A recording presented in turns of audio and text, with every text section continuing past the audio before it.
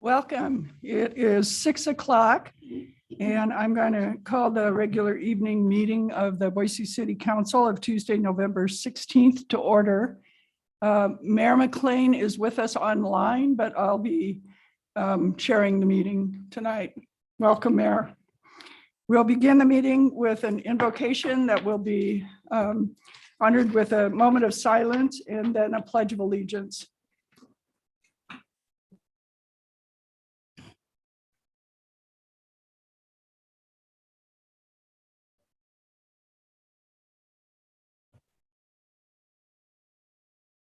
Please join me in the pledge. I pledge allegiance to the flag of the United States of America and to the republic for which it stands, one nation, under God, indivisible, with liberty and justice for all. Thank you. And next is on the agenda is the roll call. Would the clerk please call the roll? Bajent, Clegg, Here. Halliburton, Here. Sanchez, Here. Thompson, Here. Woodings. Here. 5 present, 1 absent. Thank you. Item 4 on the agenda is request for approval of the city council minutes. Madam Mayor, Yes, I request approval for the council minutes for the work session and regular evening meeting from November 9th, 2021. Second. moved and seconded. Would the clerk please call the roll? Thompson, Yes. Woodings, Yes. Clegg, Yes, Halliburton, Yes. Sanchez. Yes, All in favor, motion carries. thank you. Next is special business. And we have a number of appointments and reappointments on the agenda. The first is for John Mooney to the Planning and Zoning Commission for a 4-year term. Madam Mayor, I request unanimous consent for the appointment of John Mooney to the Planning and Zoning Commission for a 4-year term ending November 2025. Without objection. John, would you like to say a few words? And welcome. And I'm so excited that you agreed to apply and do this. Thank you very much, Madam Mayor, council members. We've got a lot to learn, and I appreciate this opportunity to continue to serve. I'm a little intimidated last night. It was pretty good example of Commissioner Gillespie. Oh, pull your mic up just a little so that they can hear you. Yeah. Now it's on. Now it's on. Yeah, there we go. Thank you for the opportunity, and I've got a lot to learn. Commissioner Gillespie and the other commissioners, chairs, I was a little intimidated by watching last night's proceedings, and I'm humbled and look forward to the opportunity. So thank you very much. Thank you and welcome. Can I just jump in here? I just want to say thank you, John. I'm sorry that I'm not there. It's great to see that you're there in person. Thanks for your willingness to serve. And I can tell you that the council president, myself, and others were very excited that you wanted to take this on. And so really appreciate your willingness to jump right in. Thank you. Thank you, Madam Mayor. Madam Mayor. Yes.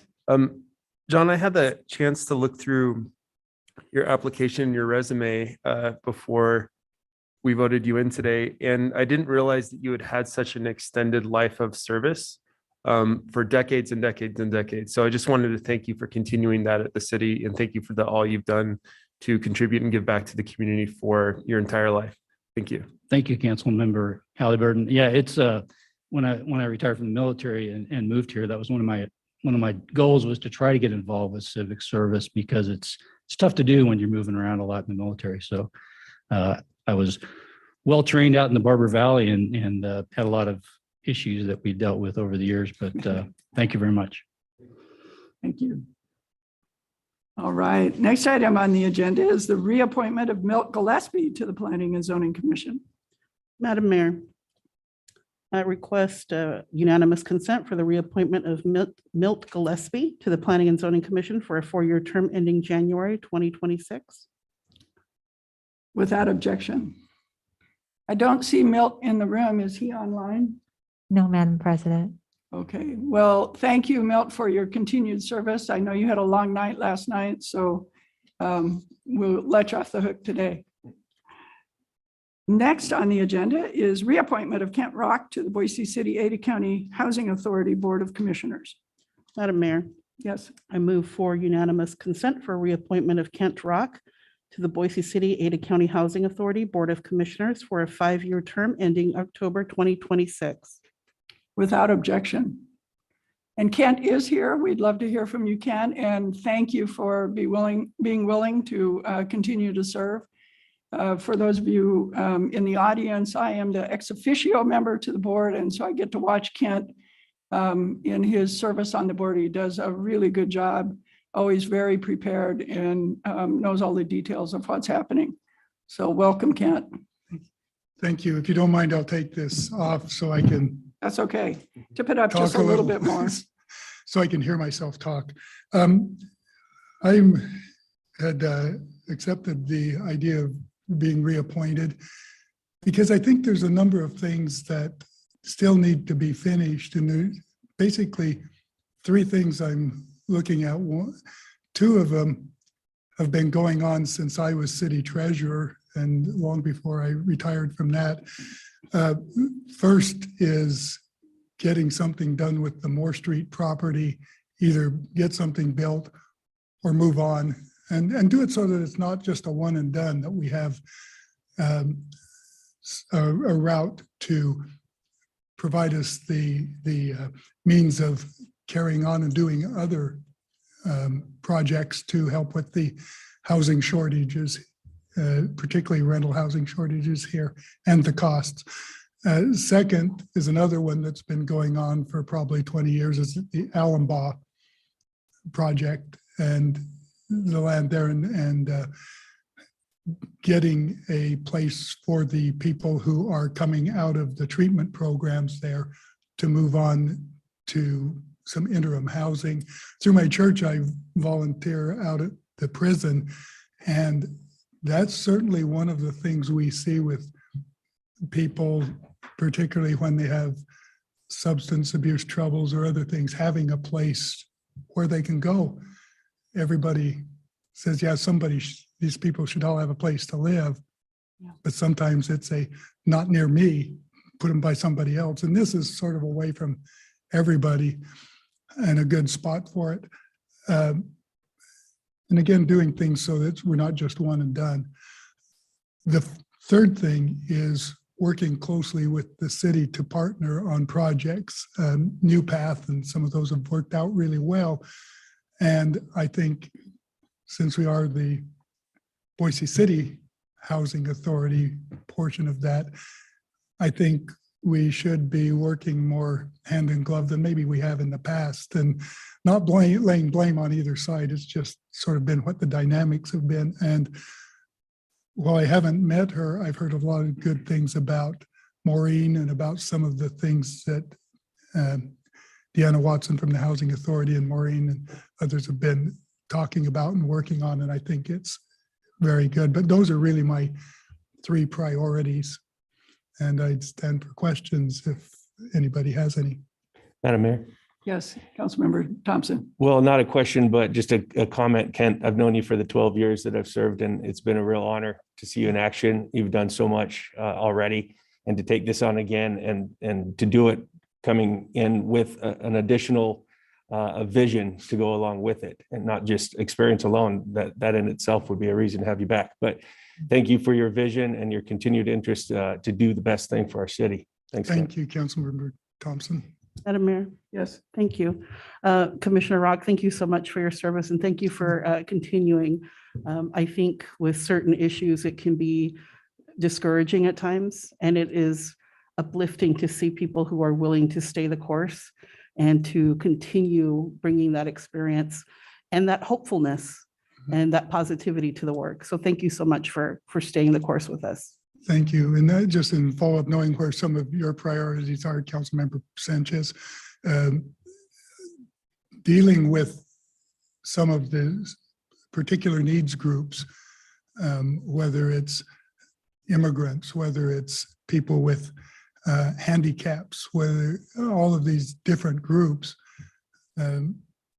need to be dealt with, and not just in one area of town. You know, I don't know how many of you have walked through the projects in New York, but I have, and you don't want to slam everything into one place. You want to have it so people are part of the community. Anyway, that's one of my thought. Thank you. I would love to chat with you. in the I'd be future, happy sir. to, and I think that's an Thank you. important thing is that in the past, as I've been on the board, the communication between me and the board and the council hasn't really been there that we've needed to. And so sometimes I've been guessing at what the council needs and wants by what I read in the newspaper or hear on the 10 o'clock news. And whether it's meeting with some of you or all of you, or meeting with the mayor or whomever, as well as the housing department, I'm happy to do that anytime. It's a date. Okay, All right. you know where to find me. Thank you, Kent. Really appreciate it. Thank you. Madam Mayor, can I just add one thing? Kent, I don't know if you remember this, but I was a very little kid. I think the first time that we ever met, my stepmom Sally worked down in parking control for the city for many, many years. So it's so cool to make that connection now Yeah. as a member of city council that we met back in the 80s in City Hall and remembering what it was like then. It's so great to see you again. And thank you for your continued service. We were both sort of kids back then, relatively speaking. I say I'm growing older, but not up. Still kids, But still yeah. kids. And I worked with your husband some through some of the work I've done after the city when he was with CCDC. Oh, with Ryan. fantastic. So I've worked with Ryan some. Great. Thank you. All right. Thank you. Now we have one more reappointment, and that is for Tiffany Mckee, also to the Boise City Ada County Housing Authority Board. Madam Mayor, Yes. I request unanimous consent for the reappointment of Tiffany Mckee to the Boise City Ada County Housing Authority Board of Commissioners for a 5-year term ending October 2026. Without objection. And I don't see Tiffany in the audience. Is she online? No, Madam President. Okay.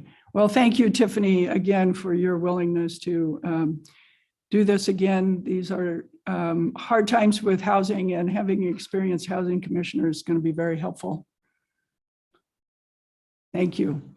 So we don't have another piece of special business listed, but I'm going to use a point of personal privilege and create one more little piece of special business, because we have some very special business tonight. Cody Riddle, for those of you who don't know him, is our current planning director, and he's leaving us. And I would say he was a traitor, but for someone who loves the University of Idaho Vandals and Moscow as much as he does, I really can't say that. But Cody is taking an opportunity to move to Moscow. Ultimately, I suspect he's going to be the city administrator, which is a really plum job in a really plum place in the state of Idaho. So I can't blame him, but gosh, I'm going to miss him. I met Cody for the first time when he was working on the urban ag ordinance. And I was so impressed with how easily he was able to work to bring together all of the interests, hear all of the different sides, and come up with a solution in our new urban ag ordinance that met all of the concerns that we heard. And it did not surprise me to see him then move up the ranks from beginning planner to where he is today. He's served the city awfully well. I'm going to miss him terribly. I'm lucky enough to work a little bit with Moscow in my day job, so hopefully I'll get to see him again. But Cody, thank you for everything you've done for the city.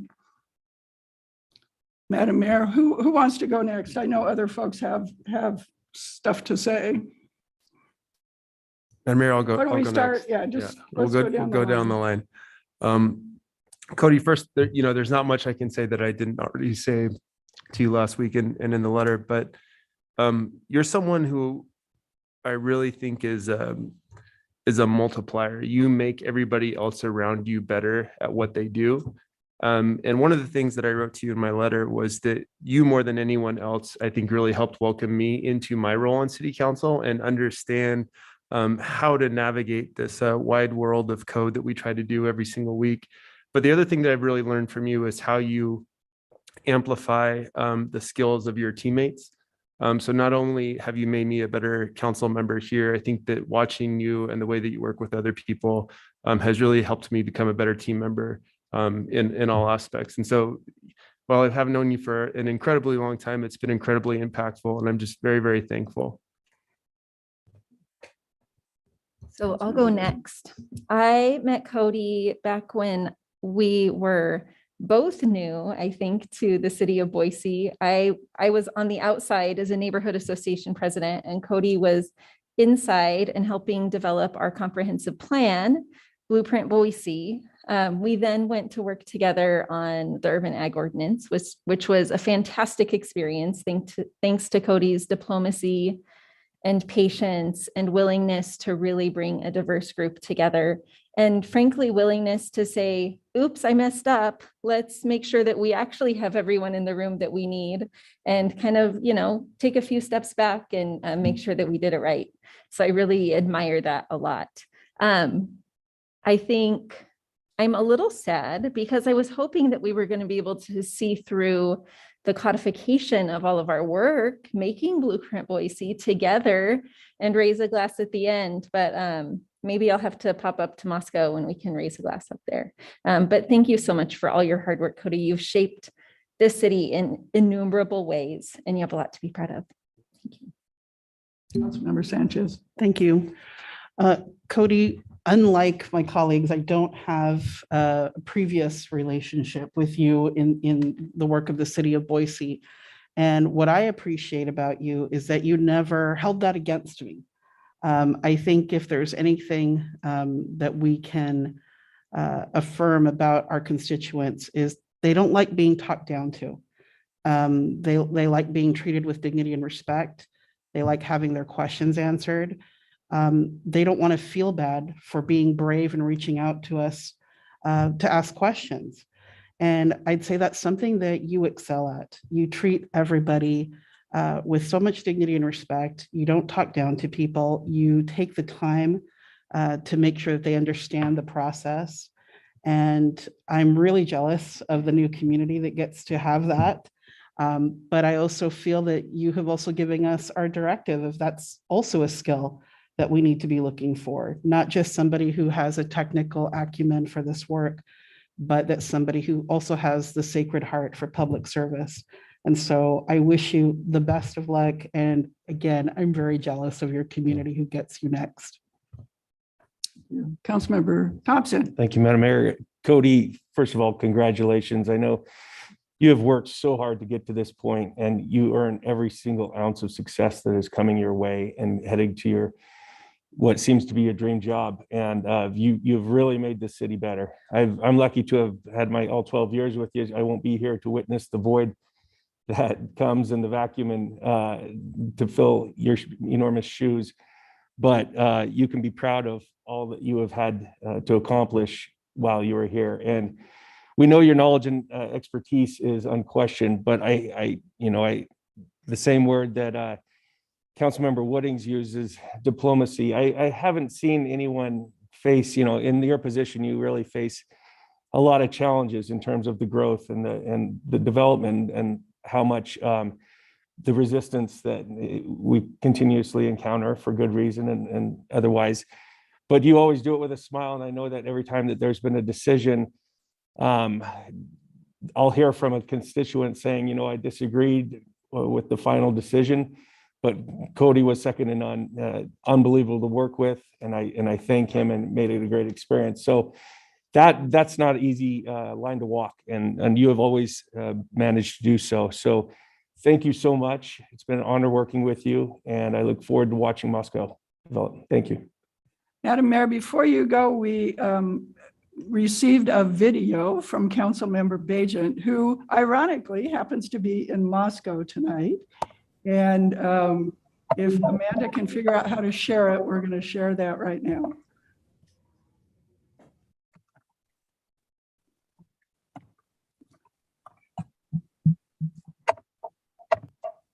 All right.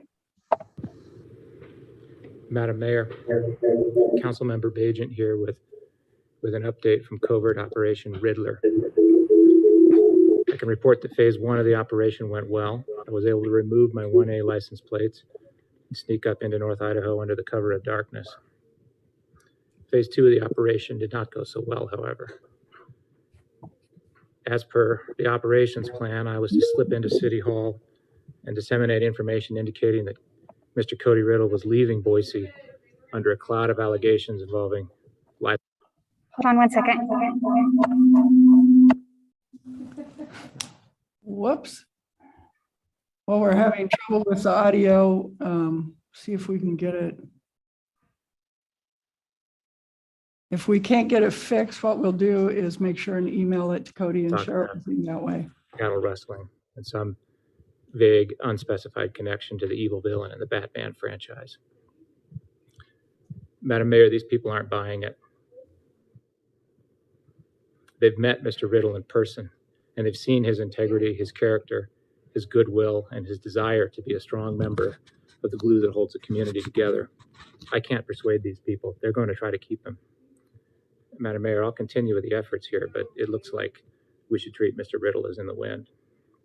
Cody, it's with really mixed feelings that I both congratulate you and lament your loss as you leave us in Boise.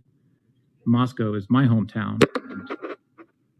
I feel incredibly fortunate on its behalf that it has you, but I'm going to miss your wisdom, your guidance, your judgment, and your help to me in my 2 short years on the council. I hope that this community brings you all the joy and happiness that it's brought to me. And I hope to see you when I'm up here visiting. I understand that your professor lives just over the hill from my mother, and I expect to have lots of coffee and strong beverages with you in the years to come. In the meantime, I wish you and your wife the very best, a safe and easy transition. Please look us up, keep in touch. We all miss you already.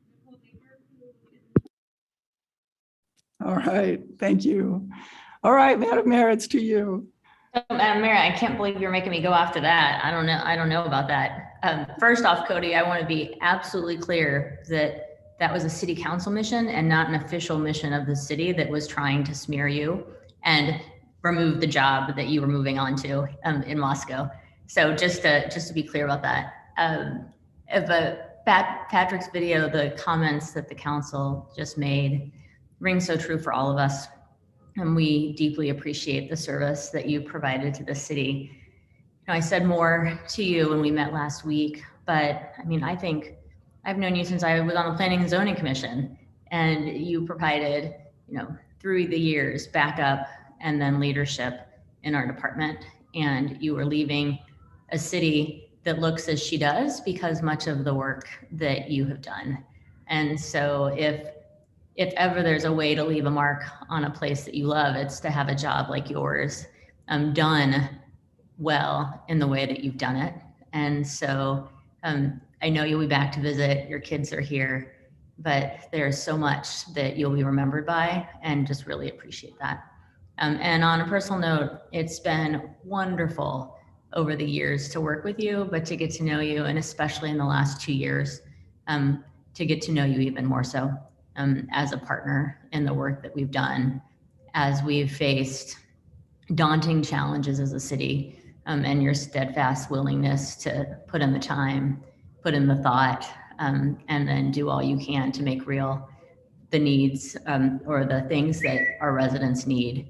And you've done that through planning and zoning. And Moscow's incredibly lucky to get you. And I know that you feel so incredibly lucky to be headed back there. It's lucky people that know the place that they love and then find a way to be able to be there. And so I know that while we'll miss you, I'm incredibly excited for you, as I said before, because of your love of that great community.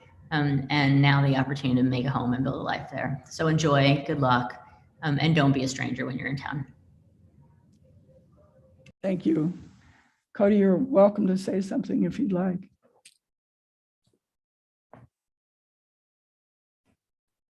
Thank you, Madam Mayor. I'd hoped to address you tonight, but I guess not with, well, I guess with the emotion of hearing all that. But thank you so much for the kind words. It has been a tremendous honor and privilege to serve all of you and the citizens of Boise for nearly 18 years now. Mayor, Councilmember Clegg, we go back about that 18 years. In terms of public service, I've basically grown up with you. Mayor, our relationship, as you noted, goes clear back to our time on the Planning and Zoning Commission. Elaine and Holly, you both mentioned the time working on the urban ag ordinance and, you know, the disaster that that started as, but I mean, something that I'm very proud of and that has worked well.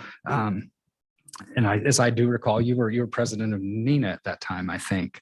Jimmy, Lisa, TJ, and I think Patrick isn't here, but our relationship is newer. But I think one thing that's common is that I've loved working with all of you and I've learned so much from each of you over all these years. And that I'd be remiss if I didn't mention my friend Amanda. I think we all meet a handful of people in our lives that have just for some reason a lasting, meaningful impact on us. And is and will always be one of those people to me. Frankly, for knowing all of you, I'm a better planner and person just for knowing you. And I can't thank you all enough for the mentoring, guidance, and friendship you've shown me over the years. I wouldn't be where I am today without all of you.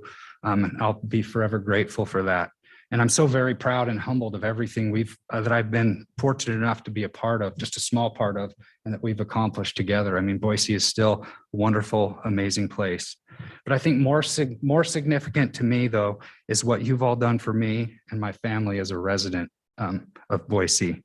Boise's been good to us, and you've been good to us. This has been a wonderful, very safe place to raise my little family. And you've all played a very, very big part of that. So again, thank you for absolutely everything you've done for me over the years. And I'm sure our paths are going to cross again because I'll just be a few miles up the road. So thank you very much. Thank you.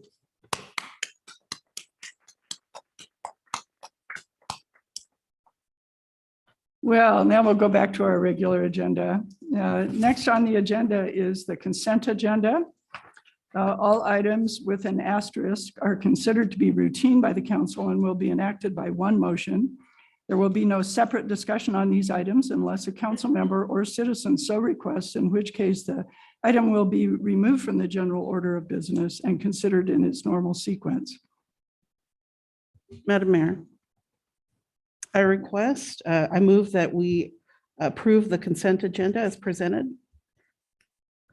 Madam Mayor, I'm wondering if we might be able to remove one item for discussion.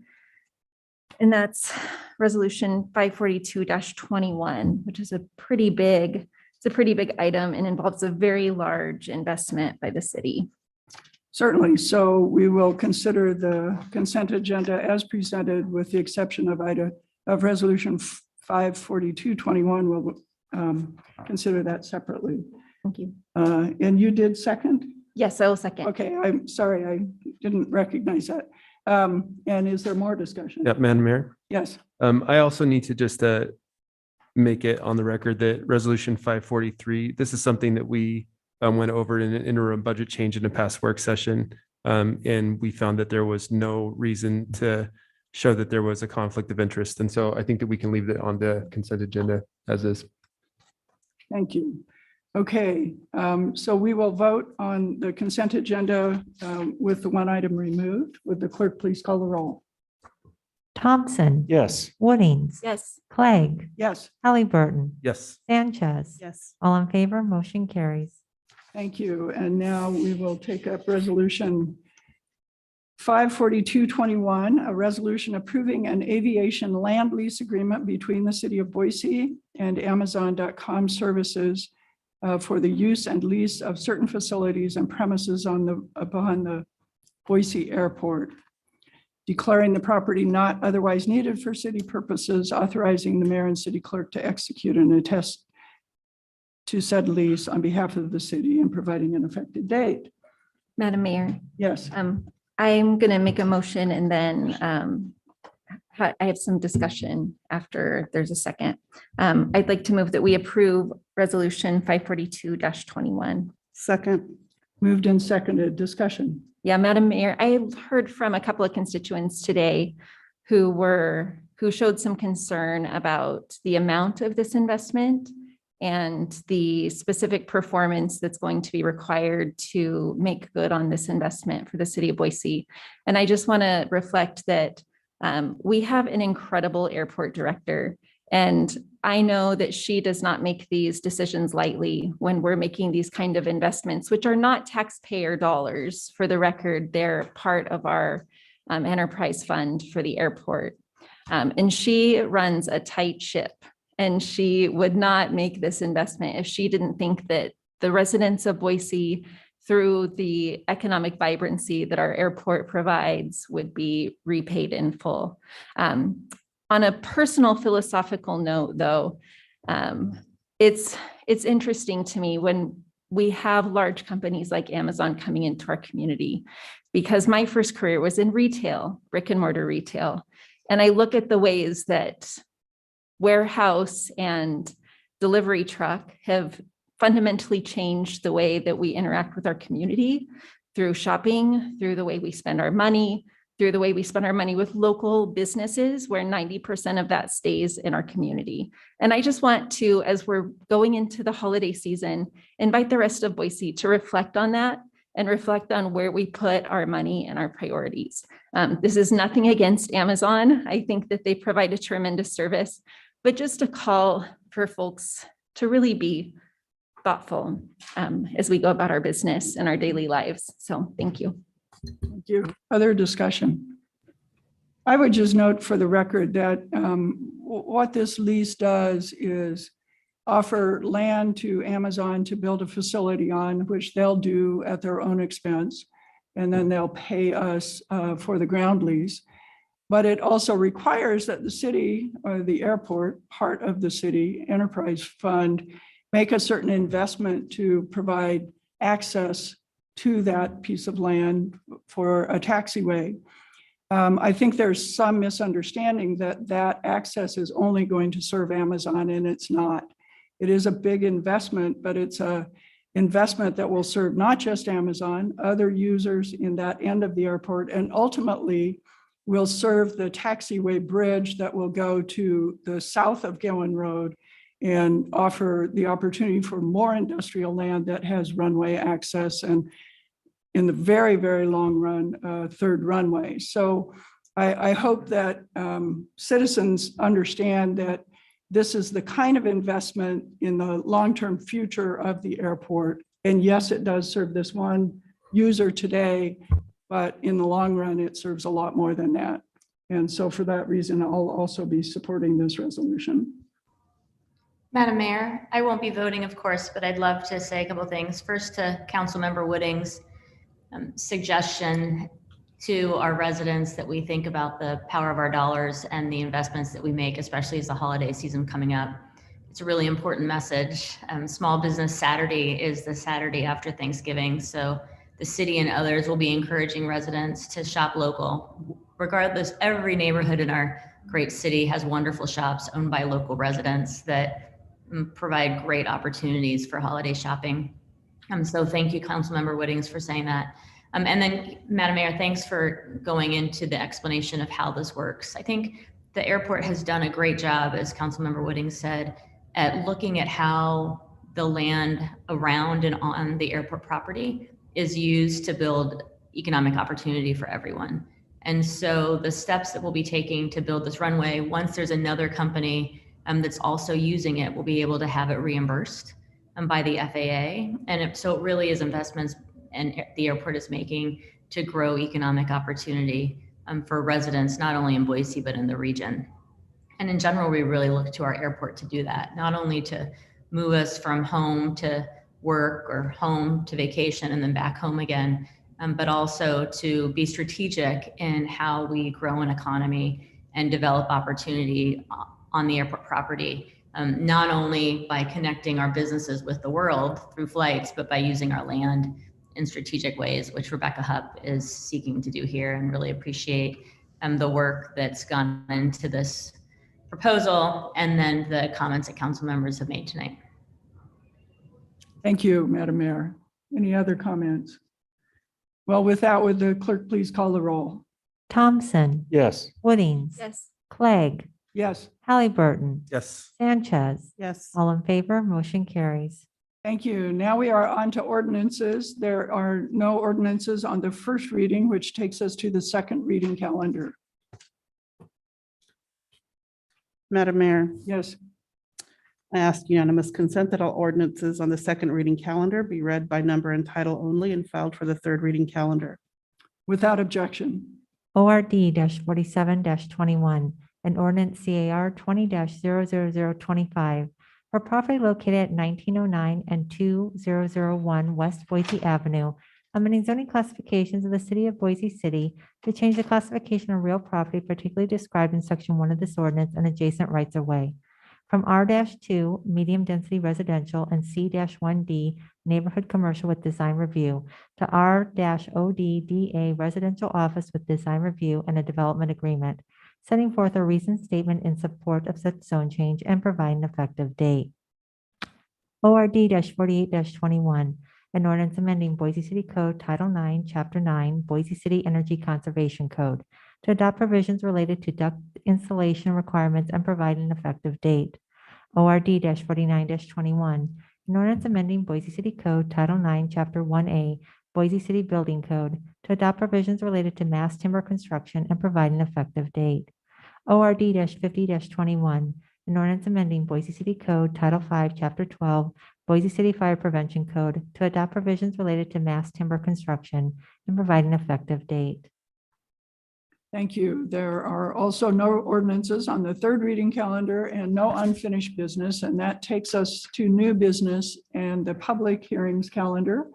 We have one item on public hearing tonight, CAR 23, CA Ventures at 917 South Lust Street, a rezone of 2.42 acres from C2D to RODD with a development agreement.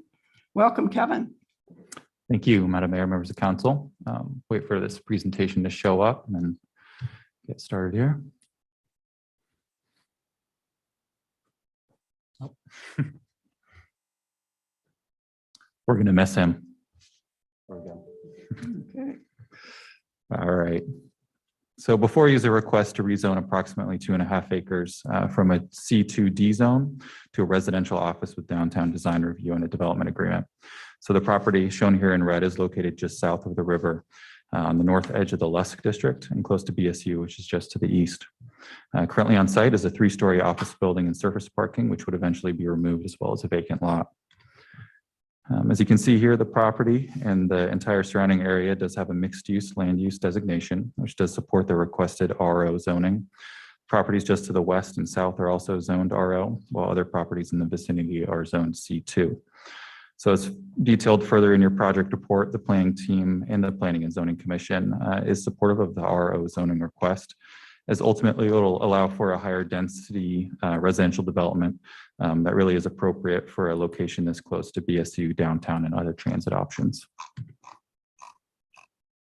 The rezone is requested to accommodate a 5-story multifamily building built over podium parking and commercial space on the first floor.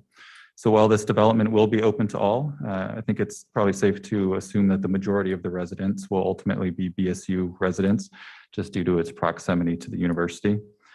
With this rezone request, the applicant is also proposing a development agreement, which ties the property to this concept and a couple key development stipulations. I really think the main one worth covering here is a requirement to provide a minimum amount of public commercial space along the street frontages. So this desire to see active neighborhood uses, such as a neighborhood bodega, was brought up in comments provided by both the Lusk District Neighborhood Association as well as BSU, and are supported by the Lusk Street specific plan as well as Blueprint Boise. So the planning team does believe that the final amount that is proposed with the draft DA, which is 30% of the street frontages, is an acceptable amount. I think the final thing that is important to note here is that the specifics of the design are subject to a committee level design review application. So that application was just received and is scheduled for December 8th. The site plan and elevations you see here were submitted with that application, but I think it's safe to say that there may still be some evolution as that application works through the design review process. So, up until now, only 2 comments have been received. One of those was from BSU and the other was from the Lusk District Neighborhood Association, so who I believe is going to speak tonight as well. Both offered kind of a cautious support for the project. And so in their meeting back in October, the Planning and Zoning Commission recommended approval of the application. Thanks. Thank you. Are there any questions for Kevin? Seeing none, we will turn to the applicant, represented by Deb Nelson.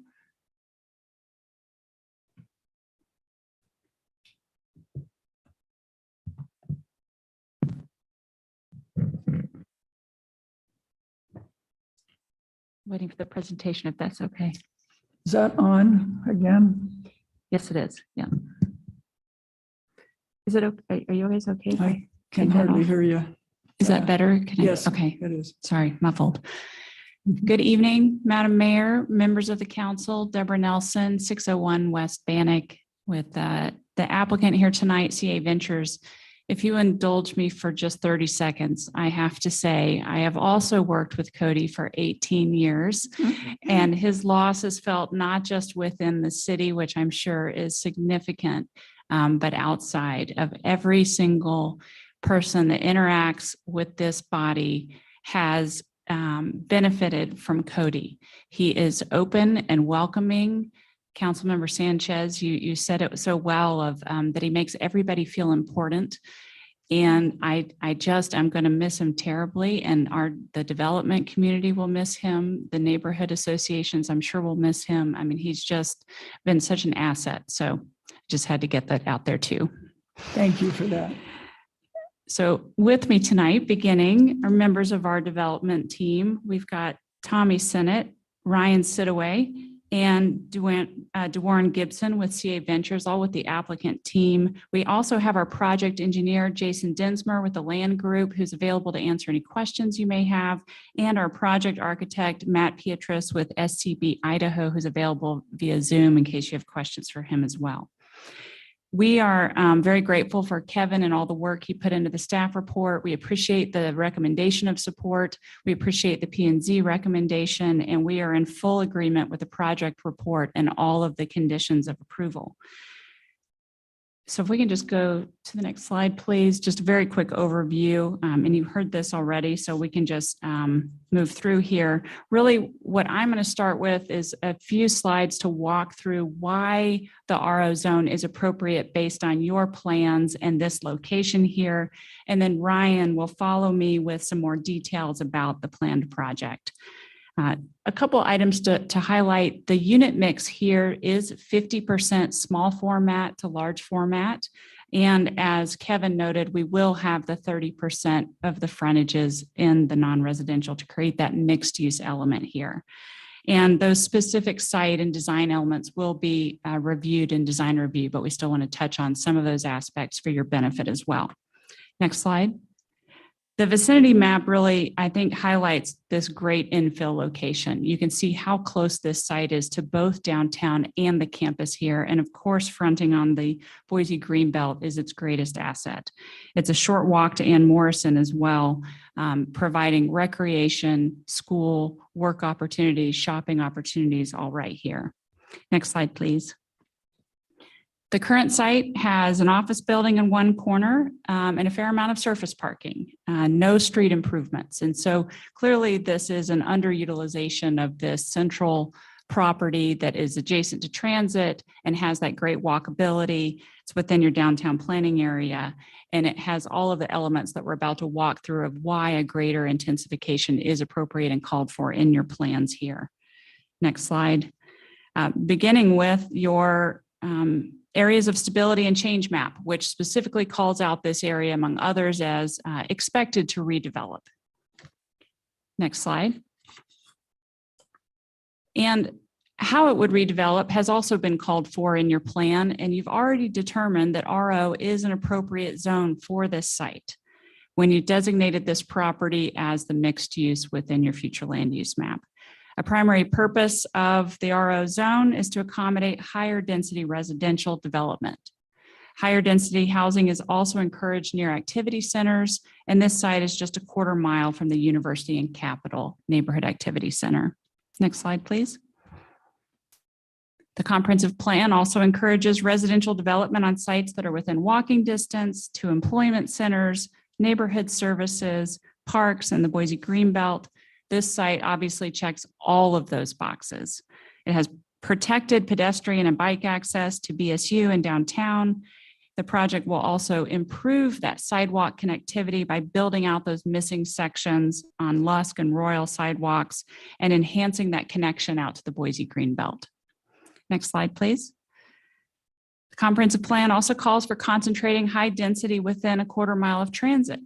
And this site is immediately adjacent to the BSU shuttle line that circulates downtown and through campus. And there are 4 additional transit stops within walking distance with bus routes that serve the entire valley. Next slide, please. The requested RO zone is not only consistent with your comprehensive plan, but also with the Lusk Street master plan.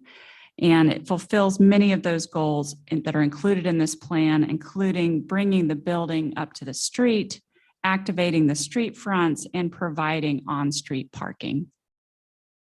Next slide, please. The Lusk Street Master Plan also supports reducing surface parking and locating parking within structures, which this project will do. And as shown here, this item 10, I guess back in, yes, the last item there, the plan supports parking reductions based on proximity to walkable destinations. And we are utilizing the multifamily parking reduction here. Next slide, please. The surrounding zoning and development also supports the RO zone. The site is adjacent to existing RO zones and similar residential and commercial uses surround the site. So with that support in your plan and within the specific plan for this area, I want to turn it over to Ryan to talk a little bit more about his company and also the development that's planned here. Thank you. Yep. If you can just state your name and address for the record. Yes, Ryan Sadowi, 130 East Randolph, Director of Development for CA Ventures. We'll go to the next slide to start off. This is kind of a quick overview of our company. We are currently here with our project Identity Boise. We're very proud of it and happy that it's been a success in the market. And we want to continue that success as well. Another point is we're in quite a few markets and we bring a breadth of knowledge through that. With that, we also own and operate our properties. So we get this continuous feedback of information in real time, and it's not a merchant build where this gets handed off to some bank. We really take pride in that, and we continue to kind of deliver on our promises as we go along with the development, not just when it delivers, but throughout the years as well. So I'm not sure if you had a chance to visit, but we were there today, and it looks great, just as good as it did the day it was delivered. So we're very excited about that. Next slide, please. Don't really have to tell you about the need in the market right now, but certainly it's apparent. And, it's just kind of the main bullet point there is the 19% for the current student amount. And really with the increased enrollment and the increase in population, we only see that going in the other direction. So we hope to help curb that as well by providing great residential here. Next slide. Just a quick rendering of the project. Very proud of this. Have been working with all of the stakeholders to kind of come up with this concept. A ton of iterations through, but we have met with city planning staff, of course, the fire department, neighboring businesses, Lusk District Association, CCDC, and of course BSU to kind of all this come together in this rendering here, but certainly a lot of work in the background to get to this point, and we're excited to present to you today. In a little bit more detail, if you go to the next slide, we'll just give a quick overview of kind of what the nuts and bolts are of the project. So on the first floor, as mentioned, we increased that retail space along Lusk and Royal there just to make sure that becomes more prevalent. Have the podium parking is kind of shown in the larger white area, and then a dog run large amenity kind of on the green belt side. Knowing this location, of course, really beefing up the bike amenities at that location with storage, fixed stations, water bottle fill stations, and really just bike improvement amenities along that frontage. As we go up in the building, you can kind of see those blocks. Those really just represent kind of a diversified unit mix. As was mentioned, 50% small format units really to make sure we're kind of encompassing that whole mix that of residents we look forward to. It's a 2 courtyard building, kind of more of a passive amenities and more active amenities courtyard, really giving a lot of options for our residents. And then as we go up the building, we actually have a sky deck as well, capturing the views and the sunsets. And a lot of thought also went on to these blocks as well. Next slide.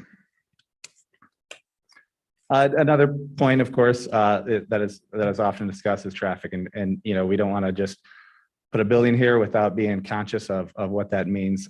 So we look heavily into vehicle share and really what that impact and what that reduction can be on the need and demand of the neighborhood.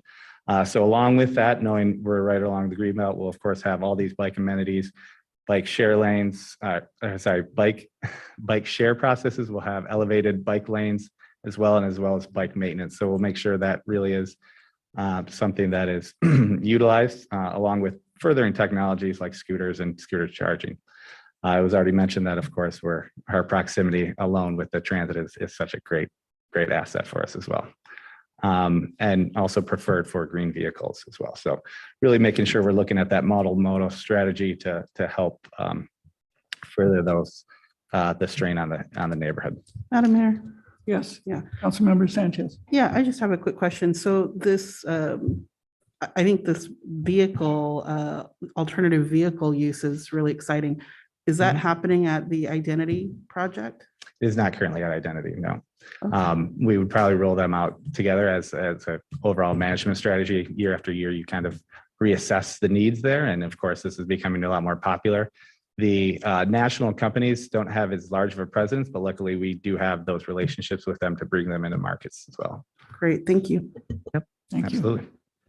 Next slide. Just looking a little more closer, understanding how the street experience is going to be very important here. So we're cramming quite a bit in here, as well as dealing with floodplain in an elevated slab. So really just making sure that experience is continuous and really inviting to the residents. So you can kind of see at the bottom right here, there's kind of public space that really draws people into that important corner.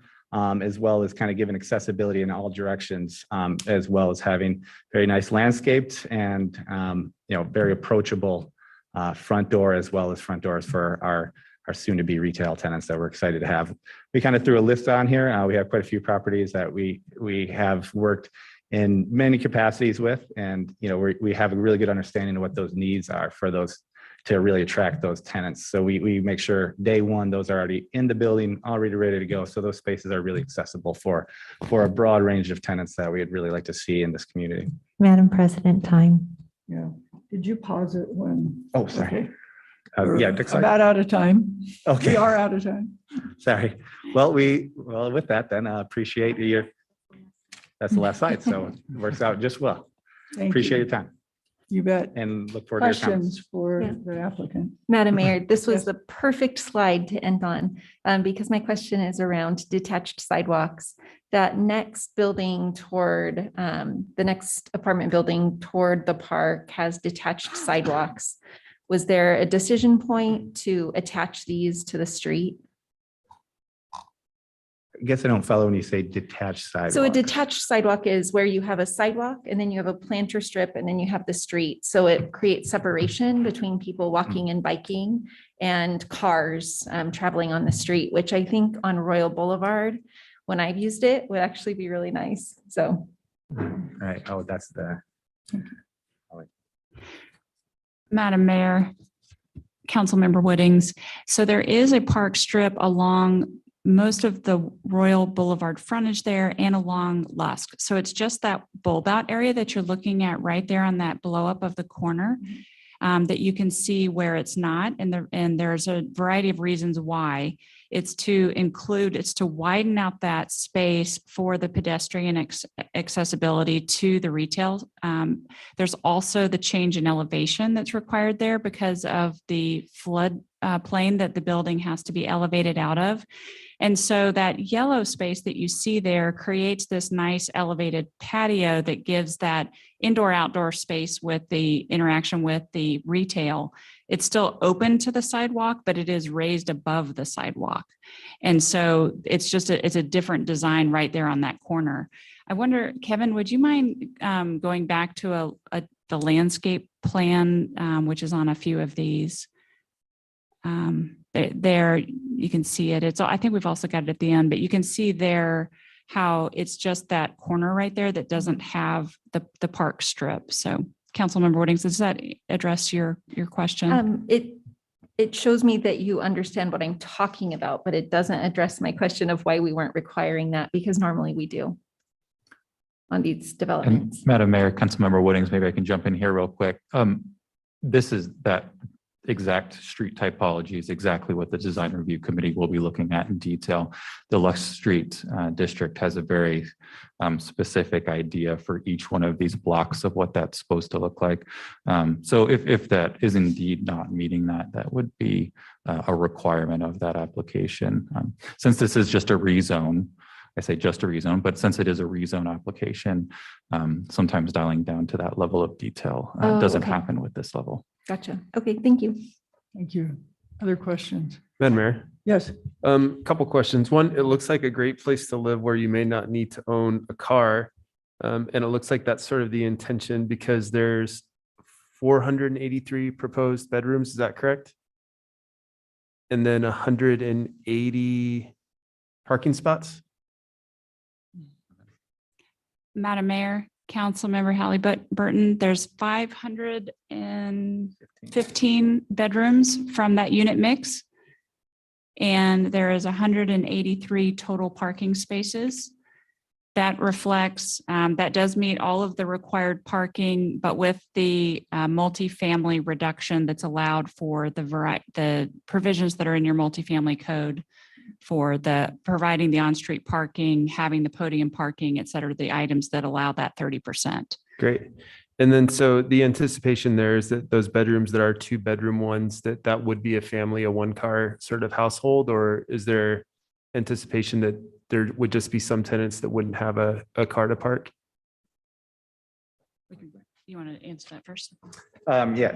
Likely, just through market research and kind of what we've understood from our other properties is just a demand based on a percentage of beds and units. Sure, thank you. And having those other multimodal strategies too, we hope to further reduce that as well. Great. And I should probably have it on the record that I'm not advocating for more parking spots, which is a goal of mine to not ever do. I'm just wanted to bring that that awareness up. It's something that the neighborhood has mentioned and has reached out about. And so I guess if that's the case, then so the idea that would be that people would have the ability to walk and bike more for a lot of their trips, which is again great and an ideal spot for it. And you've mentioned bicycle facilities as one of the things, and you've done a great job at the identity apartment as well, some of the indoor bike parking. Do you have a number of bike parking you're planning on providing at the unit? Yeah, so currently we have a bike room with 235, and then intermissed throughout the garage where if you have a car and a parking or a bike parking as well. So we'll be above that 500 and let's call it 20 bike parking spots. Great, perfect. And then Madam Mayor, final question. So one of the things actually on the slide that we're on right now in the Lust District, I think it says to try to create more or preserve or restore on-street parking, which is a problem in the neighborhood because none of the streets are really fully developed. And I could see that there were some. I'm curious if there's a net gain or a net loss in on-street parking.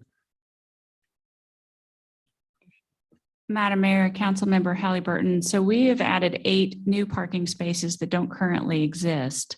So there are 5 of those are on Royal and 3 are on Lusk. And that's the trade-off there is how much on-street parking can you fit and still have that wider sidewalk that has the patio presence. And so we've tried to find that balance. Great. And then I guess, Madam Mayor, just to follow up with that one, I guess that you're getting 8 spots and the spots that are there now wouldn't be counted as a loss because they're not actual spots. They're sort of like people are parking there, but they're not actually parking spots. So there kind of is a loss in on-street parking, except for that the spots that they're parking now are technically illegal. Is that correct? Madam Mayor, Councilmember Halliburton, that's exactly right. The roads are not improved at all. So there's no frontage improvements. So Right. you're right. There's some, piracy parking or crowding into the lanes, but not safe on-street parking. That's a good way to put it. Thank you.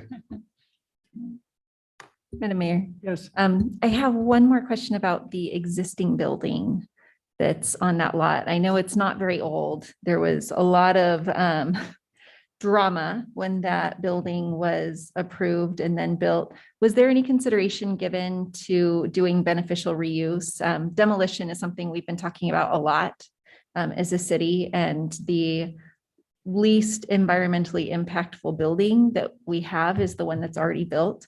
So I'm curious if any thought was given to beneficially reusing that existing structure. Yes, before we put pencil to paper and we have a site come by, we analyze it in quite a few different ways, just with the site configuration and the site constraints about how to work around it and still achieve the density. It just did not seem achievable to do in a mixed, new development and old development. We couldn't really find any synergies to work with that building. It was really purpose built standalone with surface parking, where if maybe it was a larger building or it had more opportunities. We have done adaptive reuse on different projects, but this one didn't really work in that regard. Thank you. I have a couple of questions. Councilmember Whitting's got to my first one, and so the second part of it for me was going to be, if you do end up taking this building down, what are your plans in terms of deconstruction and utilization of the resources in the building? So we are early on talking with our construction team about how all of that works. So that's a little bit beyond my expertise about how, where stuff gets recycled and how that's done. But certainly we have a program and a spec that we conform to as part of our sustainability initiative, and ourselves and our partners. We all have all these goals in mind to make sure we're achieving them and acting in a responsible way with the materials. Okay, thank you. And you mentioned the bike use and the bike parking. If we were able to bring a bike share back to the region, would you be interested in having bike share here? Absolutely. Okay. And then finally, City of Boise has been, I guess, a little bit behind the game in terms of greenbelt retail. And so you are showing just a little bit of that commercial use back on the greenbelt side. Could you talk about, do you envision actually having some active use on the greenbelt itself and not just, yes, we need it both on Lusk and on Royal, but I also think the City of Boise has frankly a big lost opportunity in greenbelt facing commercial space as well.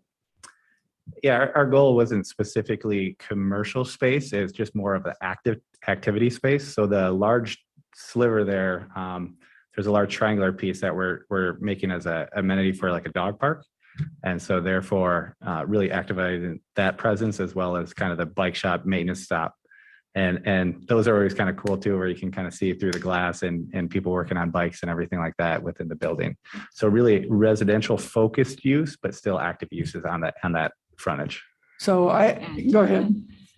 Madam Mayor, I might just add to that too, that there was a physical constraint there, that was explored, and there's issues with the floodplain in that location that don't allow that. And so we've got things elevated out on the street, and Jason can speak to this in more detail if you want to get more details than I know, but I understand there was a floodplain constraint with that type of build out there as well. Okay, all right. Thank you, I appreciate that. Anyone else have any questions? Looks like not. So thank you very much. And we will go on to the Neighborhood Association. The Lusk District, I think, is going to be represented by Nina Schaefer, and she's here virtually. Nina, welcome. Thank you, Madam Mayor and council members, for the opportunity to speak on behalf for the Lusk District Neighborhood Association.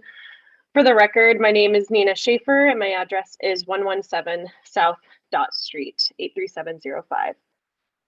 We are here today to update our cautious approval to full support of this project. I want to give kudos to Ryan, his project team, and Kevin. All of them were incredibly responsive to our requests, questions, and recommendations, and we're appreciative of their collaboration with us on the project. While we still have concerns surrounding the project that we'll address today, we do recognize that a lot of those are bigger than this project and that Ryan and his team did the best they could to address our concerns. The recently built apartments in our neighborhoods, while in a mixed use zone, does not have any commercial space on their street level. And so we do appreciate the addition of commercial space on this project, specifically on Royal. And we also appreciate the bulb outs that they will be installing on the corners of Lesk and Royal. A couple things we'd like to note that we'll also address in design review. We would like to see the design of the building to be more robust with architectural facades and or color variation. And we would also be supportive of expanding that. I don't know if it's brick or if it's concrete, but kind of the improvement of the entrance to the Greenbelt that looks somewhat similar to what you have done on Broad Street or the Bass Block, to be between the Greenbelt and the entrance and exit of the project, just to incentivize slower speeds and watching out for other road users. Our primary concern is still with the ingress and egress of vehicular traffic. According to the bike count data from Treasure Valley Cycling Alliance, this intersection recorded 95 bikes during the month of September before COVID. And anecdotally, I do see a significant usage of this route on my commute. Between the two Greenbelt entrances in our neighborhood, this one is heavily used, and we're concerned for the safety of bicyclists and pedestrians interfering with traffic coming from this project. Not just of vehicular traffic coming in and out of the project, but we recognize that a lot of the services will also be on that street, including trash, fire, delivery, what have you. We've asked them to see if they could work with the nearby apartment complex, Greenleaf Apartments, to utilize their parking lot entrance, but they were unable to do so. So we understand that there's not a lot of options for compromise due to the location, and we do hope to see significant signage, potential speed humps similar to what Greenleaf has, just to ensure that vehicles are watching out for bikes and pedestrians and making sure that there are no blind spots from entering and exiting the Greenbelt. Our final concern as a neighborhood association is not necessarily on this project alone, but is something we would like to bring up to City Council and staff to consider for future projects. We do have another one coming up in a couple months on Ann Morrison. We are a unique neighborhood in that we are really welcoming of these projects. We see our neighborhood as a place that has evolved from a place to park for events or BSU to a place that is a destination for many people in Boise. And while we're supportive of this project, we are concerned with the rental model of this and future apartments in our neighborhood.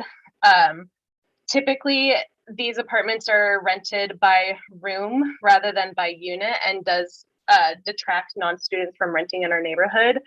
We love having students in our area, and we recognize the economic benefit that they bring to nearby businesses, but because they don't live permanently in our neighborhood, whether because they leave over the summer or they move out after a year, we are concerned that we're not attracting more permanent residents that can get involved with our association and community.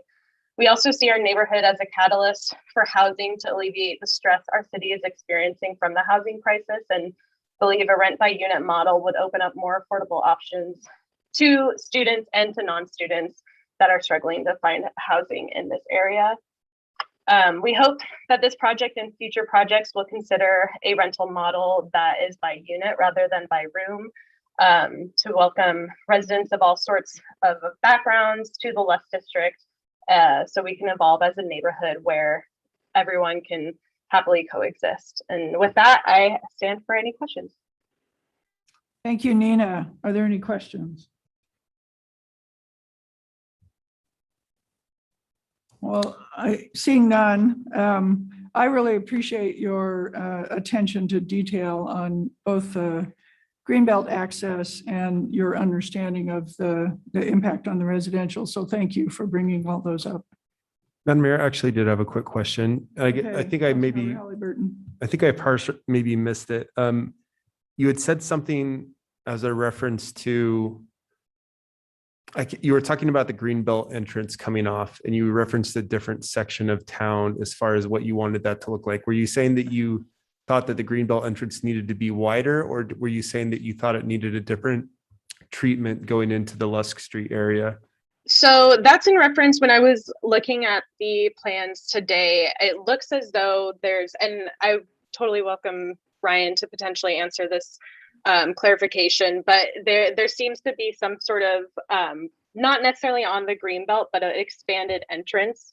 The renderings made it possibly look like brick. I'm not totally sure what that will look like, but it made me think that between the entrance and exit of the project to the Greenbelt, addressing some sort of pedestrian-oriented street design similar to Broad Street or the Basque Market on there potentially would just help make sure people know that it's not just cars in that area, that there's going to be bikes and pedestrians coming in and out. I know when I'm on Broad Street or the Basque Block, it definitely feels a lot more welcoming to cars and bikes rather than drivers, and makes them slow down and be more cautious. So I was looking at something like that, just between more or less kind of where that turnaround is at the moment to the entrance of the project, if that answers your question.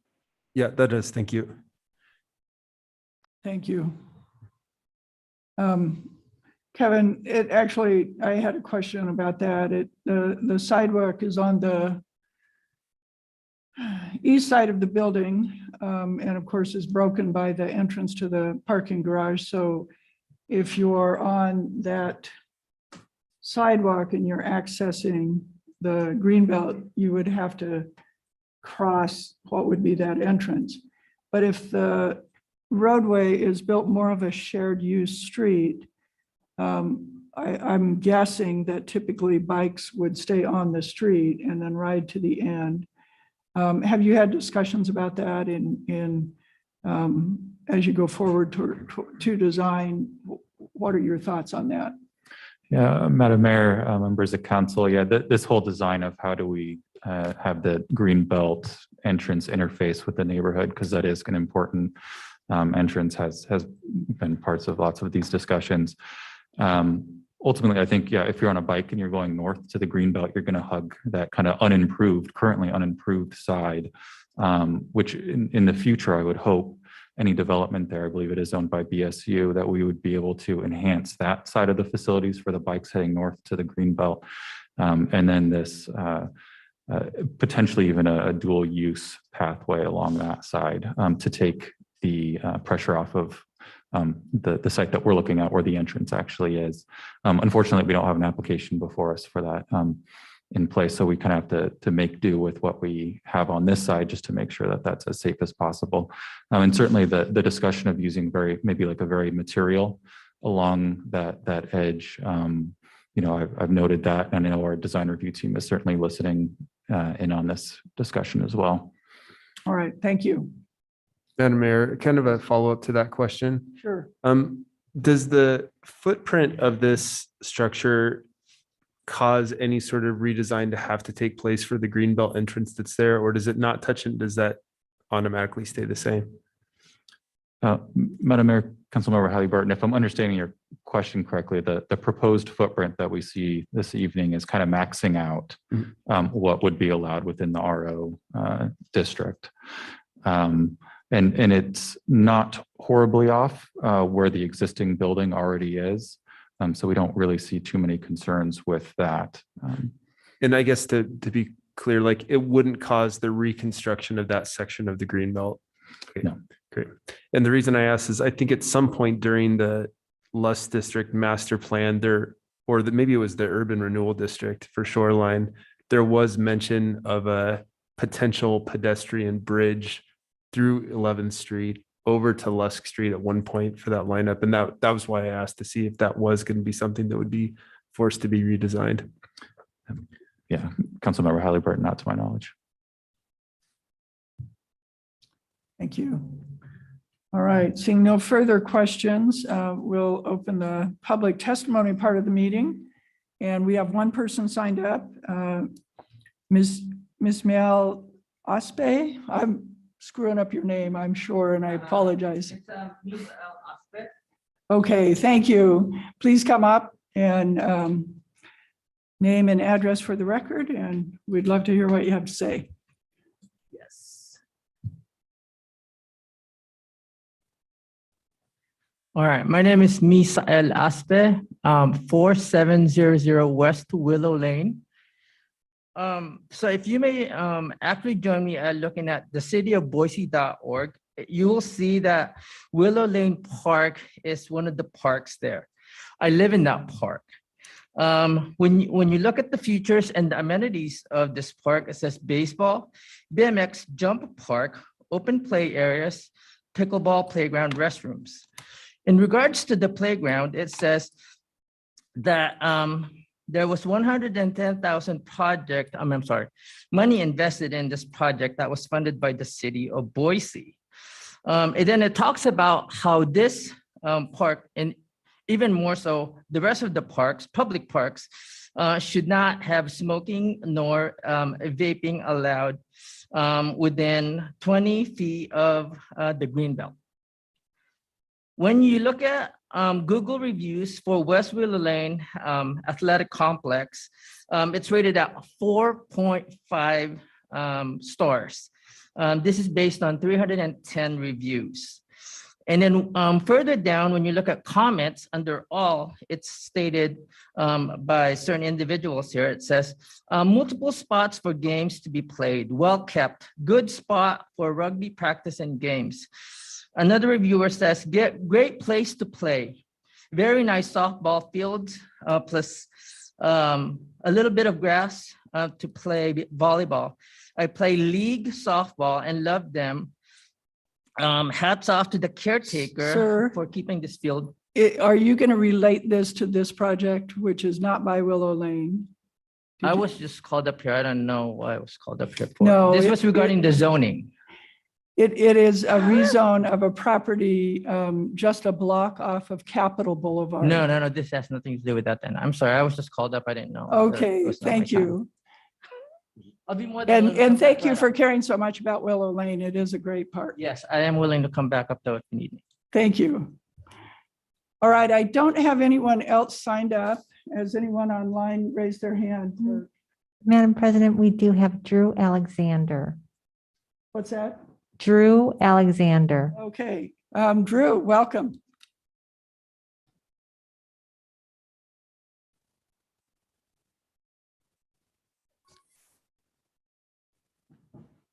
Can you hear me? We can now, yes. All right, good. Thank you. Good evening, Madam Mayor and members of council. My name is Drew Alexander with Boise State University, 1910 University Drive, Boise, Idaho, 83725. Wanted to just say a few words tonight about this project and some related projects. I want to thank Nina for her leadership on the Lusk District Neighborhood Association. We had several conversations with them on this project, and also thanks to CA Ventures, it has been there has been good communication along the way. We provided some comments during planning and zoning about the project, and we shared some of the concerns, and I think we landed on that level of cautious support for this project. I won't repeat much of what Nina said, but we share concerns about initially about the lack of mix of use, and we appreciate the gains that have been made there with the project. I think with comments that have been made about Lusk Street and the Greenbelt, that may be one of the priorities for us still. We are the adjacent landowner to the east of this property. There is you could call it extreme amount of pedestrian and cycle activity to and from the university to this neighborhood, as you could imagine. And this Lusk Street entrance on the Greenbelt is one of the most heavily used. We did make encouragements early on about exploring a common access agreement with Greenleaf, and then just talked broadly about strategies to improve safety for where ingress and egress of automobiles would happen with those cyclists and pedestrians. So any progress or attention that's given tonight or subsequently a design review would be appreciated. We also think broadly that we're more than supportive to engage with the city and the neighborhood on this area in general. There is a lot of similar uses being developed in this area. If it's a call to revisit the neighborhood master plan, we would certainly welcome an invitation to be at that table to talk about mix of use and subsequent development in this area. It's a special area, and not directed at the developer tonight, but seeing 2 of the 3 developable parcels along the greenbelt in this area have parking as the primary programming along the greenbelt on the ground level. It does seem like an unfortunate missed opportunity. I think that was said earlier. Lastly, I wanted to also say that Boise State is making some progress of its own on this need for additional student housing in the community. We've recently wrapped up a master planning process, and we have recently received approval from the State Board of Education to move forward with the project on campus. It will be geared for first-year students, traditional style rooms, hopefully in the 450 bed capacity. We're going to try really hard to have that building online by the fall of 2024. That's our goal.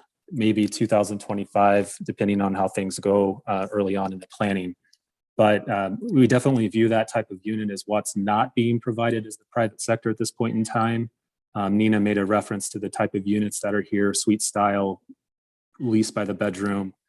This facility will be predominantly geared for first-year students. I do see I'm over time, but thank you. I'm happy to answer any questions on behalf of the university if there are any. Thank you, Drew. Are there questions for Drew? Well, Drew, I don't have a question, but a comment. I'm so glad to hear that you've determined to go to the state board with a project on campus. And please, I think I speak for everyone here, whatever we can do to help you expedite that, let us know. We know as well as you do how needed that housing is. So thank you for that. Thank you, Council President Clegg. Anything else? All right, thank you. Is there anyone else who's raised their hand? No, Madam President. Is there anyone else in the room who'd like to testify? All right, seeing none, we will close the public hearing. And Mayor, Yes. I guess I probably do have a Oh, question sure. for If there's more staff questions and of Kevin, we'll maybe take the those first. applicant. So I guess I need a little bit of clarification. One of the things that was brought up by the neighborhood association was a desire for things to be rented by the unit and not the bedroom. And is that the case in this situation? Is that everything is being rented out by the bedroom and not the unit? Madam Mayor, Councilmember Halliburton, it's so with the applications that we receive with a rezone, we again kind of don't dial down to that level of specificity. And it's probably not even a requirement of the design review application to kind of go into that level of how the market, mechanics of the rentals work. Though I certainly think you could ask the applicant. Yeah, that would be great. And the reason why I ask is that it was brought up that it was the intention for this to be labeled as multifamily. And I'm wondering if it has a multifamily aspect, if it is being rented out by the room and not rented out by the unit. Yeah, there's opportunities to do both. Okay. Yeah. And so there's a mix of being rented out by the room in a multi-room unit. And there's also opportunities to rent that out as a whole unit. So there's a combination of those two things for the 2-bedroom units. Correct. Okay. And then a suite of amenities to also cater to both. Okay, thank you. All right, other questions? May we have rebuttal time? What's that? May we have rebuttal time? This isn't an appeal. We typically don't have rebuttal at the end of a straight application, do we? Okay. Sure. If you have something you'd like to add, go ahead. Well, we'd be happy to use it as time that's useful for you and thought we might just address some of the comments and questions that came up. And so to the extent that it's helpful for you, I think there was comments about the improvements at the end of Lusk. We'd be happy to address some of those and questions.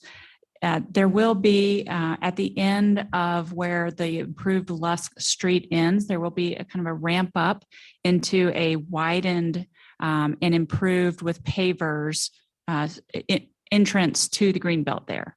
I think Councilmember Halliburton, you had asked a question about what that would look like. So the access will be enhanced there with actually a 20-foot wide paver improved pathway there after you're off of the roadway. And we have been trying to be sensitive to the concerns that have been raised by the neighborhood association. They have mentioned those to us as well. And so there has been thought that's gone into the sight vision triangles of that entrance there that goes into the garage. There is a very wide, the 10-foot wide improved sidewalk there that would accommodate both pedestrian and bikes. And of course, as was noted, they may also choose to remain on the street. A similar improvement would be expected on the other side because that is part of the plan. It's already in the master plan there. We also will have bollards there at the entrance there to create a safe environment to that entrance. Look at some of my notes here. It is because it's a dead end. Obviously, there is kind of a slower street aspect of it. And we're also willing to put in markers as needed, as appropriate, whether that's the car coming signal or something like that to create that additional safety. The right of way does go right up to the edge of the green belt there. I think Councilmember Halliburton, you'd asked about the extent of that. Another, we did look at different access options that was mentioned by both of the commenters, and there really isn't a better location for that. There wasn't agreement from the party to the west. Obviously, we have the greenbelt to the north. On the south side with Royal, that would destroy that activated street front there.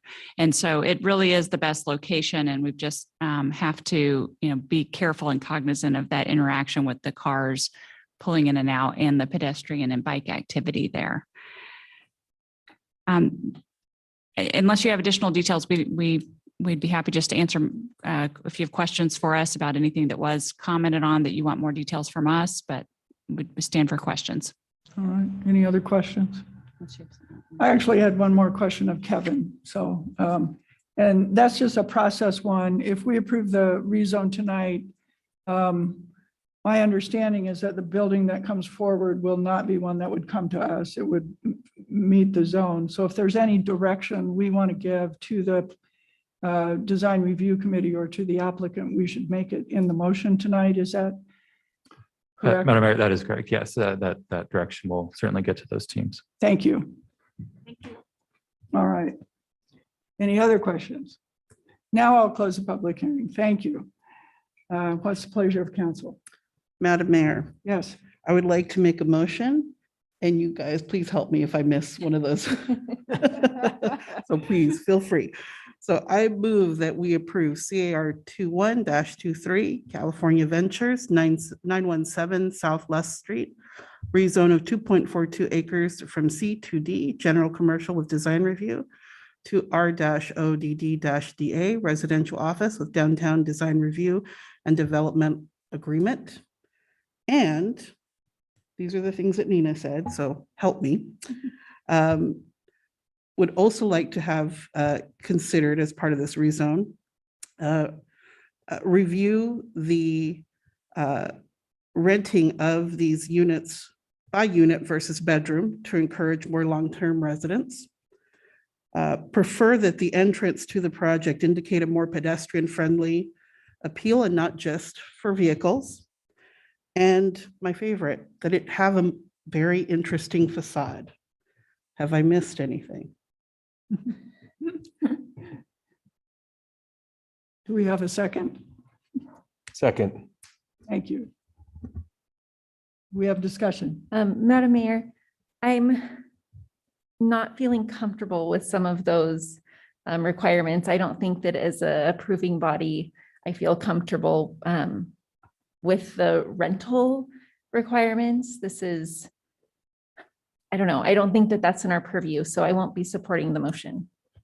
Madam Mayor, can I just make Yeah. as I understood, they weren't requirements, but they were encouragements to the design review to provide potential guidance. But I wouldn't support them if they were requirements as well. But if there's a better way of saying it, that I certainly am supportive of that. Thank you. And that's actually why I asked my question. I think in this case, we won't see this again.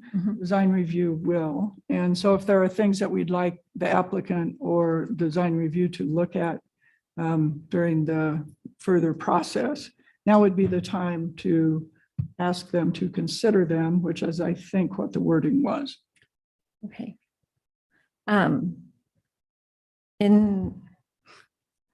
don't know, I'm really struggling with this. I did have another thing that I would like design review to look at. Gosh, but that the piece about the rental mix is just really, it's a catch for me, so. Madam Mayor. Can I make a suggestion? Yeah. And then we'll go to Councilmember Halliburton. I understand where it's a catch for you, and I wonder if the direction is not for this application, but to the neighborhood association and our PDS staff to look at the master plan, recognizing that we were told that it really does probably need to be reviewed, and see if there's a place in there that we can provide that encouragement. And then if you have other things that you'd like to add as direction to design review, you could ask the maker of the motion to accept a friendly amendment. If the maker of the motion is willing to take that one out and make it a separate direction. I'm down. All right. Madam Mayor, would the maker of the motion be willing to add language around ensuring that the streetscape follows the approved streetscapes for the Lusk district as provided? Yes. Wonderful. All right. And the seconder agrees? Yes. Seconder agrees. All right. So the motion on the table is for approval with 3 directions to design review and a separate direction to look at the Lusk Street master plan and see if there's anything that can be done to that to encourage rental by the unit rather than rental by the bedroom. Did I capture that correctly? All right. Any further discussion? Madam Mayor. Yes. I'll be supporting the motion. I agree with Councilmember Woodings in sort of that sticky area, but I also think that it's fine now as presented. So thank you for helping us have that discussion. I just wanted to thank the developer and the applicant. It's very clear that you worked closely with the Lusk Street Neighborhood Association and kind of like our now approved Planning and Zoning Commission, John Mooney. That is a very well educated neighborhood association when it comes to city planning and urban planning and streetscapes. And so I'm confident that the advice that they're giving you is really, really good advice. And I also know that they're very engaged with their master plan as well and what they want that streetscape to look like and what's been going on with the other developments in the neighborhood. So again, I just want to thank you for the extra work that you've put into addressing that. And then as well as addressing maybe the expanded entrance to the green belt there. It is such a heavily used pedestrian and bicycle area. And I think that will even be used more with the great development that you've put in that's going to encourage walking and biking. So I think it's very applicable and it's clear that you've gone the extra mile in doing that. So thank you. Any further comment? Would the clerk please call the roll? Thompson. Yes. Woodings. Yes. Clegg. Yes. Halliburton. Yes. Sanchez. Yes. All in favor, motion carries. Well, thank you. Well, Madam Mayor, we didn't need you to break the tie, but we certainly appreciate you joining. And from me personally, I appreciate you being at the signing of the infrastructure bill. I think that's going to be a game changer for the city of Boise as well as for the country. So thank you for representing us there. Oh, thank you, Madam Mayor. It was good to be here tonight. And I've got to say, it's been since the stay-at-home order, I think, that I actually participated in one of these by Zoom rather than being there in person. And the new art that we have in the chambers is a beautiful, beautiful backdrop.